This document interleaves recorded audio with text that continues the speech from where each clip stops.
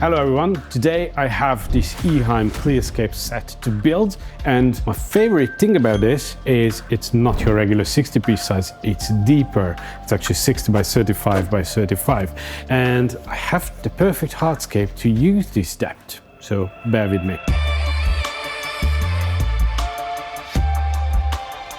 A little backstory, about a year ago when we received the shipment of Hardscape from Riverest, there was some strange pieces mixed in with the ironwood. Now this is clearly something different than what we usually use as ironwood, but I had to save these. It's just a really interesting texture. It's very, very thin, and today is the day to actually use these. My main idea with this main piece, and all the rest is way smaller, so I'm gonna have to figure those out on the go. But with this is to build a wall, something like this, and trust the rigidity of this, which is virtually non-existent. So put this in like this and build up the soil behind it and have like a lower part in the front and the really high soil in the back and carpeting and so on. The way I put these pieces away, the sign on the box says wood Iwagumi 60p. So that's what this is gonna be basically. I'm gonna build something like a mountain Iwagumi, but with wood only. I'm hyped and scared at the same time on how this is gonna go. I really need to figure out the perfect angle on how this is gonna actually stand. I think this is gonna be the angle. I want to really pull up the middle. Soil is gonna come up as well, so that's what's gonna give me depth. It actually comes out perfectly in like 1/3. The top is pulling downwards, which again works for depth. I just need to make sure that this actually stands. I'm gonna need something to weigh down with, and I picked a few pieces of Sensei stone because it almost broke the glass. That was fun. This has flat surfaces, so I can actually put it down and then glue the wood to it. As always, I'm trying to work in a way that it sort of stands on its own, because this way I can avoid extra tension on it later on. I'm gonna need glue and the fluffy stuff.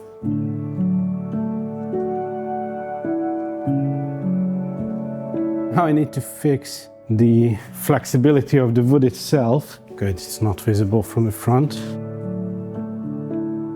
Perfect. I was worried that the liquid glue is going to leak through these cracks, but it didn't. Now the flex is gone. Actually, this is a stage where the extra 5 centimeter depth comes in handy, because this piece of wood would actually be almost touching the glass right now if it was a normal 60p. But I still have space where I'm gonna be able to put plants. And actually I'm thinking about raising it slightly, putting another piece of rock down here that it stands on. So yeah, I have this flow going towards the back. Actually, the whole layout is gonna have like a strange physical twist. Not sure how to put it, and I don't clearly see it myself yet.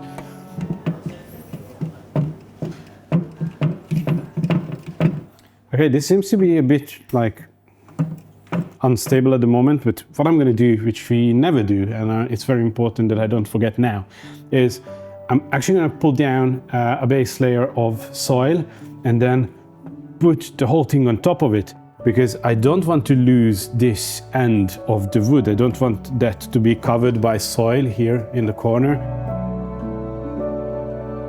These two pieces actually fit together quite nicely, and I believe they could be good for this side to start off the same wall structure.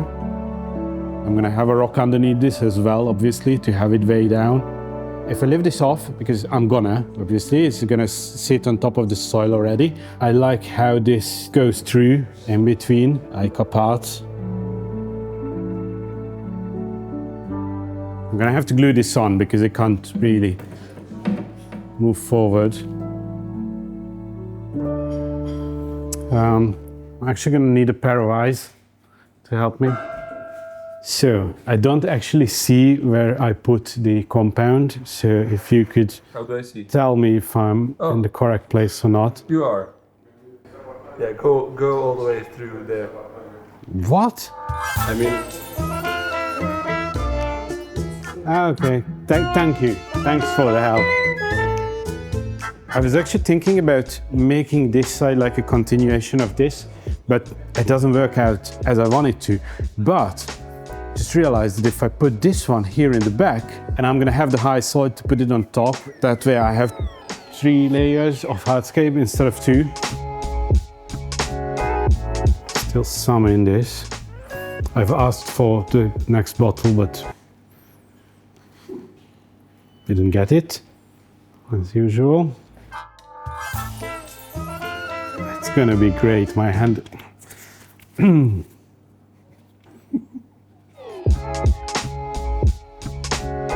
It's gonna stand like this. That's just perfect. Okay, so I'm gonna actually take out all the pieces. Uh-oh. Uh-oh. Ah. So this rock was glued onto the glass somehow. I need my tools. I have some leftover power sand. This is the amp size, which is, well, it's not for 60p, but it doesn't really matter that much. So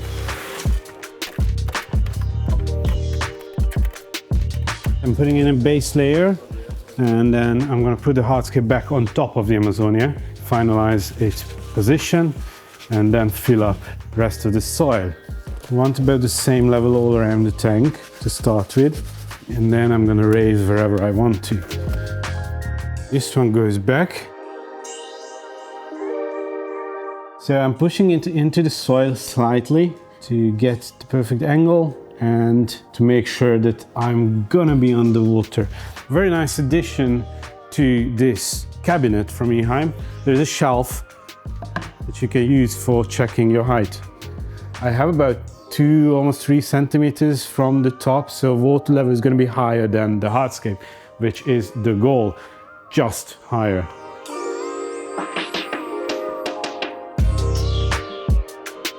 Yeah, I need the angle on it. I definitely need lots of soil.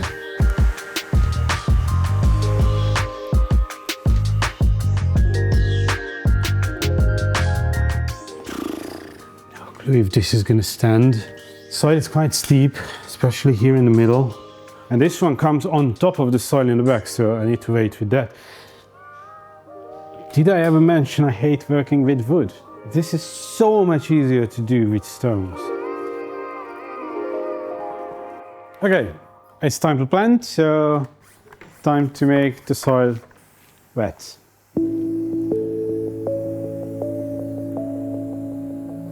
I'm going to start planting, and I've chosen a bunch of different plants. We are moving away from the wooden Iwagumi stuff because I don't want this to just be a carpet, but it's going to be grass-like plants only. Grassy shapes going to overcome the scape. Starting point of that is the good old Eleocharis acicularis mini. I've said this many times before, but maybe some of you haven't heard it yet. One of my favorite tips to give for planting, especially for Eleocharis carpet, is this plant tends to start its life in the aquarium by getting yellow and in some cases looking like it's almost dying. That's actually just the leaves changing from immersed to submerged form.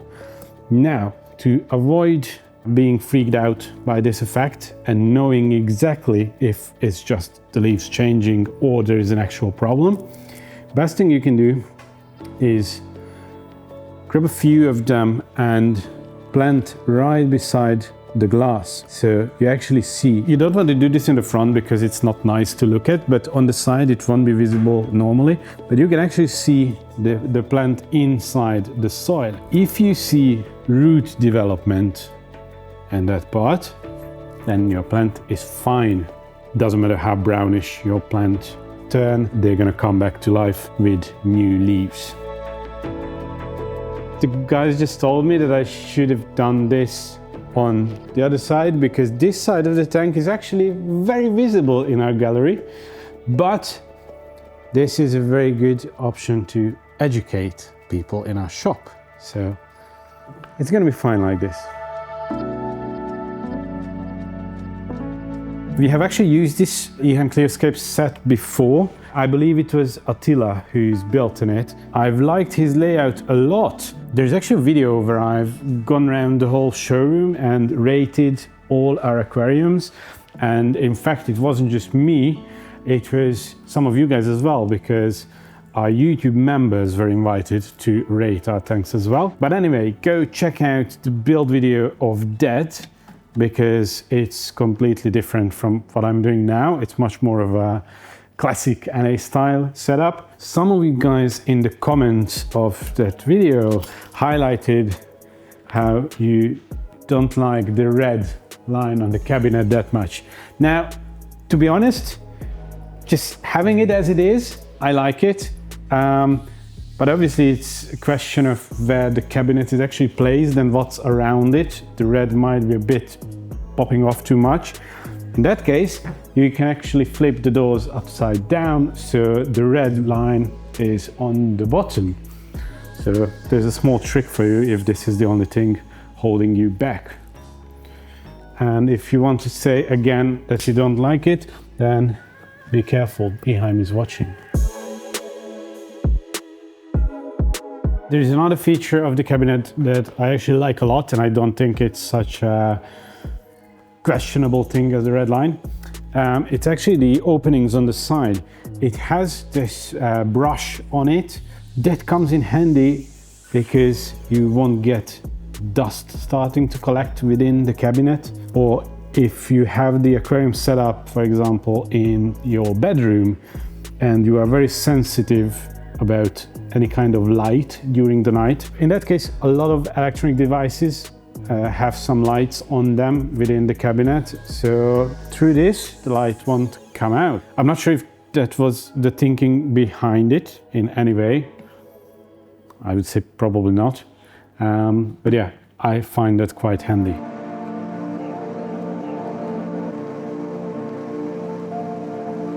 The base carpet is done. I have different types of grasses. I have Eleocharis parvula and Eleocharis acicularis. Now, these are the long ones, not the minis.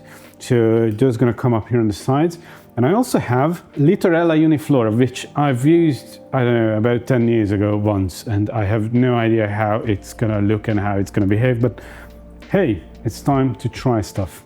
What I find a bit weird about these plants is I don't think there are two occasions where we have the same plant. So this acicularis and parvula, sometimes this is like the final size of the plant, and sometimes it grows like that in the front. I was quite sure that that plant was Eleocharis acicularis and the green Aqua branded one. Now I've asked my colleague who orders the plants to get me definitely the same plant for my IAPLC layout. He told me it's not acicularis, it's something else. I don't remember what it was. And we originally got that by mistake when we ordered acicularis. So at this point I have no clue. Anyway, this can be trimmed, so if it's going to be that long, we can simply trim it back. I really hope that this grass is actually going to be visible behind this line.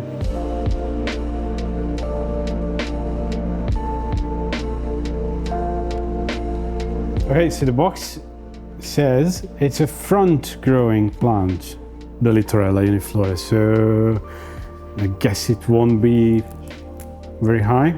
We can just pop it in between the normal carpet. I truly have no idea how this plant is going to look. I could have looked online. We probably have photos of it on our website. If you want to do a better job planning your plants for your next project, it's actually quite handy to go to greenaqua.com and go through the plants, where we usually have pictures of how they look immersed and also how they look submersed. So once they got to use to their new space underwater, which can be quite different. I believe we have a whole video explaining that. I did a video about that. So yeah, if you have no clue what I'm talking about, go check that out. The next plant I'm going to use is Blyxa japonica, and the reason why I have it so big is because it's actually stolen from my own aquarium, so we don't have to wait for the in vitro version to melt and then start to grow, because that's what's going to happen when you plant Blyxa. It's perfectly normal, don't worry about it.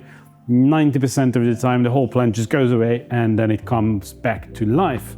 This is the only reddish tint I want to see in this tank. If I would be planting like rotallas or whatever, those reds would, for me, clash with the dark brown of the wood in this layout. Obviously, it's very often used together, ironwood and red stem plants, but in this case, I don't want any strong red highlights. The Blyxa is gonna have a very nice pinkish reddish tint on the tip of the leaves, and that's it. And actually the whole concept of using grass type plants only in different layouts is something that I've been experimenting with in the past, I don't know, year, but I like the effect I get from these tanks. Maybe just a few pieces here as well. Now these won't go red because these are in the shadow, but this way I can nicely connect the front to the back. Okay, I think I'm going to fill this corner with the Blyxa. I don't want any of the other plants in here. I have 3 plants I've never used before. One of them might be a bit out of what I'm after. Don't like to waste plants, but these might not go in. This is the Heterantera zosterifolia. And the image looks very good. It's not a proper grass type plant, it's a stem plant, but with very thin leaves, which sort of resembles grass.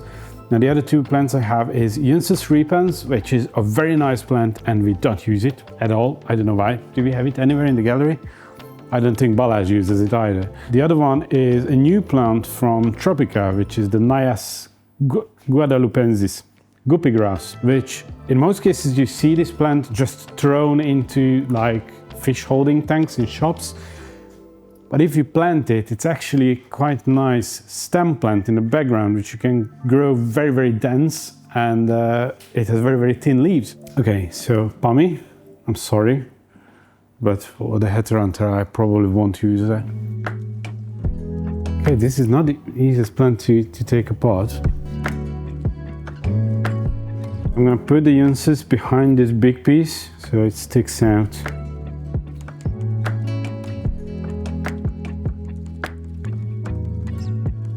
Where is the bottom of this plant? Okay, there it is. It's probably not going to be the easiest thing to plant. What fish? What fish? Don't know. Well, it is guppy grass, so we could go with guppies. Antler guppies, maybe. Does it look any good planted from the front? Because I have not checked on it since I've started planting. Yeah, if you look at it, like this part seems almost empty because the Juncus repens here and the Blyxa in front, those are quite big right now. But this one is the guppy grass, which is very small at the moment, but it grows very quick. So this should look good in, I don't know, a week or 2. Let's take a look. Yeah, it screams for crystal red shrimps, doesn't it? But the red shrimps, that's good because those are small red patches. Well, see you in a bit. By that time, I'm gonna know what's inside.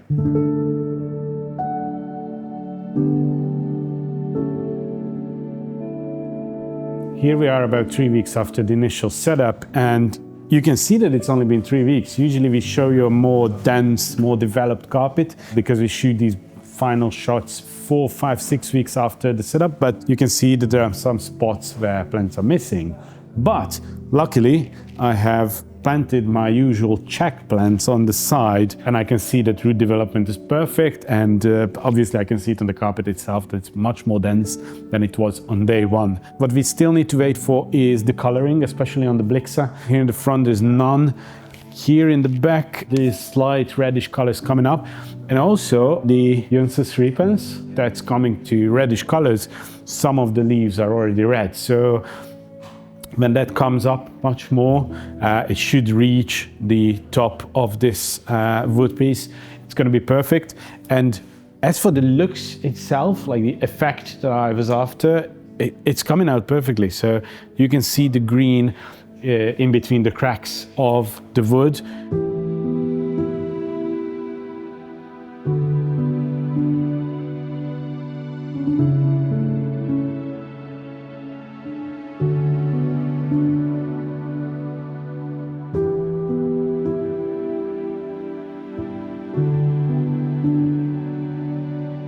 With the fish and shrimps, I wanted to like play on this basic colorless of the tank. So it's very dull, just the greens with small bits of red. And the antler guppies are perfect to balance that out, so to bring some color.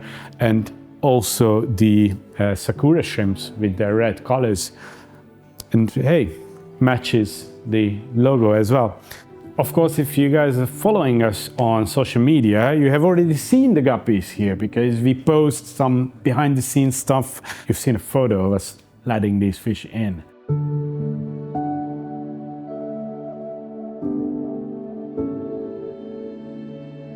Now, throughout the making of this tank, I've used the term wooden Iwagumi. I think I still stand by it. It sort of looks like an Iwagumi, just big wood.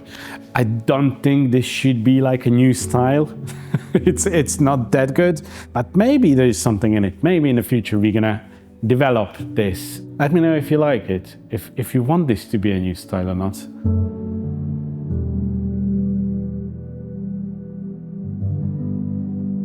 If you are not a fan of my insanity of making a wooden Iwagumi, you can check out the previous build in this EHEIM clearscape tank, which was done by Attila, I believe, and that was a really nice nature-style tank, so you can find that video over here. Goodbye.